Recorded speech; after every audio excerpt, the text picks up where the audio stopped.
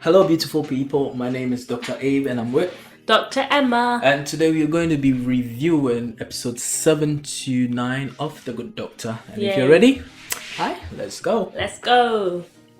Okay, like heading to the ER. There's always a new surprise in there. Oh wow, can you see that? That's him doing an ultrasound, right? Oh yeah. Yeah. Have you had any experiences with ultrasound? Yeah. So when I was working in, so this looks like probably they're in A&E or the emergency department or the ER, whatever you call exactly. it. And they're I didn't know how to do it, but some of my seniors, they could do what's called a fast scan, which is literally just a fast scan to see if there's anything that's like an emergency that we need to know about. So it's not a detailed scan to look at all the organs and stuff, but it can let us know if there's massive bleeding or like a huge injury to something internal. Have you had any funny encounters with an ultrasound before?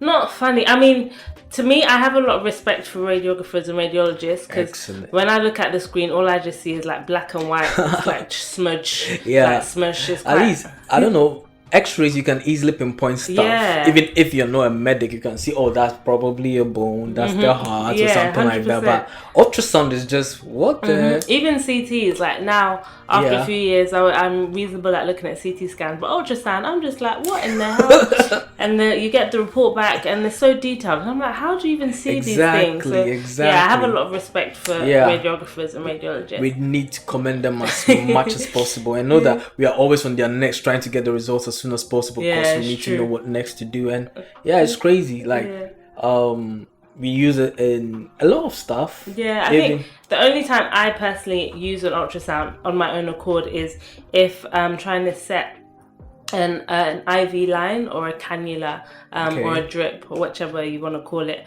And usually I don't need an ultrasound to do that. So, the ideal situation is you see a vein, you put the line in, it's nice and easy. But if people are really, really difficult, then I have to try with the ultrasound. So by the time I've got the ultrasound, you already know I'm upset because I've probably already tried like 6 times. The patient probably hates me. Wow. They're thinking, this girl keeps pricking me. Exactly. With needles. Exactly. Literally, yeah. So it's already a stressful situation. Yeah, exactly. You just brought the point about certain lines and what do you call it, how the patient reacts, because it's not automated. It takes time and practice for you to really get good. But even when you're that good, there are sometimes that some of the veins literally slip out of the way. Literally, sometimes you just can't even see. Some people, the skin is so smooth. You're like, Auntie, where are your veins though? Like, where are they? They're all hiding. Oh my God. And sometimes you have these big top veins like these muscular men, and as the needle is approaching the vein, it just keeps slipping. My God, it just slides out of the way. It so breaks your like my goodness. Fun times with IV lines. But let's continue and see what we have next. Wow, that's some high level thing there. Yeah, this is next level. So. Wow. So this looks like there's laparoscopic surgery. Okay, can you break it down for everybody? I was about to. If you give me a second. Okay. So also known as keyhole surgery. Keyhole.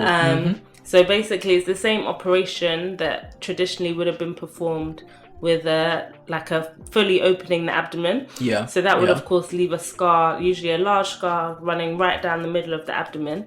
But in more recent times, we've invested something called laparoscopic surgery, which means that we can do the surgery with just 3 small holes, which means you're just left with 3 tiny little scars, which is nice. Yeah, and I think it's something that most people are going in for because of the aesthetic effect. One, at least you can still wear a bikini. You're not even notice the scar. It's true. Yeah. It's true. It's a huge issue, especially in this day and age where social media is and having a huge scar, kind of like what. And especially it also adversely affect other people's careers, especially if you are into modeling and stuff where your outer image is of full importance. So laparoscopic is quite good, and it's a bit tricky to do. Yeah, it's like you said you've done one before, right? Yeah. So when I was working in general surgery, I used to have to help. So my job would usually be to hold the camera. Yep. So one of the ports, I said you have 3 ports 3 holes are made in the abdomen, and then 3 ports are in. Yeah. One of the ports is so that you can literally hold a camera inside the abdomen. Wait. I know what you mean, but somebody might be thinking on iPhone camera or something like that. So it's literally like a metal stick with a tiny little camera on the end. Yeah. And that allows the surgeon to see what he or she is doing. But it's really confusing because most of the time you have to hold the camera still. Yeah. But then they might say, oh, move it left. But then to move it left, you actually have to move it right. And I'm not good at that kind of stuff. Yeah, it's kind of like the mirror images. Yeah, like even now, it makes my head hurt until now. So they'd be like, move it left. And I'd move it. And they'd say, no, left. And I'd be like, yeah, I moved it left. And they'd be like, no, left. And I'd be like, yeah, it's left. And like, I'm pretty sure they just hated me at that point. Oh, there's also the time I fainted when I was... Are you serious? Were you assisting? I was assisting, and I was holding the camera. Are you serious? Yeah, so basically, it was a Friday morning in July. Okay.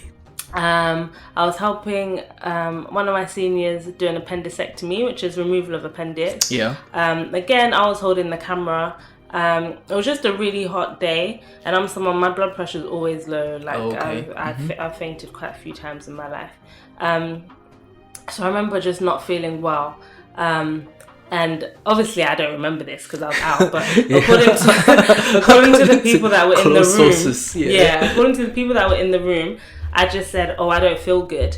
And my senior said, okay, don't worry, and took the camera. But apparently the second he took the camera, I just fell straight back, hit my head on the ground.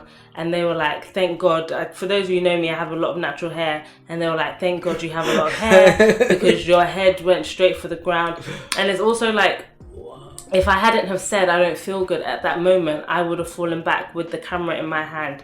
And that would have been so terrible for the patient. Exactly. So honestly, it's just so lucky. Imagine. And the lesson from this story is if you're in theatre and you don't feel well, just say, don't try and chest it because if you then go and collapse, then it's bad for everyone. And the other thing I think about is imagine if I fell forwards and I fell onto the patient. That could have been horrific. So God was really on my side that day. Because had you fallen onto the patient, the whole surgery is cancelled because you've contaminated their whole scene. My goodness, and I would have fell onto the ports. So that would have caused all sorts of damage. Yeah, and then even extended the holes they've made. It would have been terrible. That would have been pure disaster. Yeah, thank God.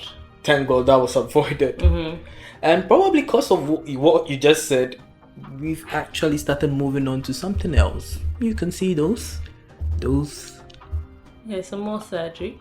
Yeah, but those are by robots. They don't want people to be fainting all around. Yeah, exactly. Robots won't faint.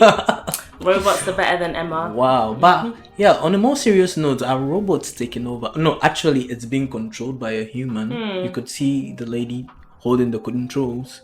Let me see if I can get a shot of that. Yeah. Oh yeah, cool. Yeah, that's it. Controlling the sticks bar. That's so cool. Yeah, but we are gradually creeping into the future where robots will be doing surgeries. Yeah. How do you feel? Okay, you don't really care. I don't do surgeries. No, probably you guys are still gonna need me. Okay. Wait, your biopsies will be also taken by robots. It's even easier for robots to take biopsies. Just think about it. No, they know the site, they know the depths they need to go to. So to just but easy. They can't give my patients the tender loving care that they need. So I feel secure in my work.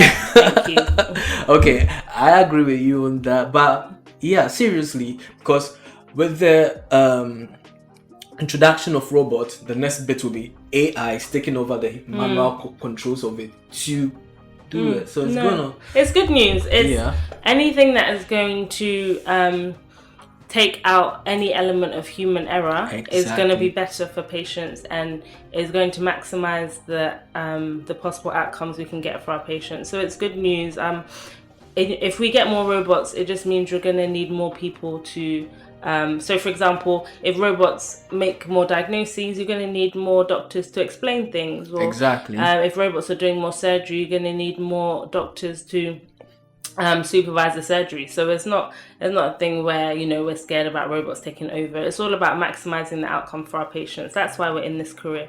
And that being said, as you said earlier on, there's nothing that can replace the tender loving care of a fellow human being one empathizing with you and seeing you go through. Yeah, a robot can't tell someone that they've got cancer. That that you don't want. Well, I mean, it's possible, but, I don't think that's what people want. Exactly. All right. Thank you so much, Emma. It's been awesome. We'll be having more episodes with you. I think throughout to the beginning of season 4. Let's do it.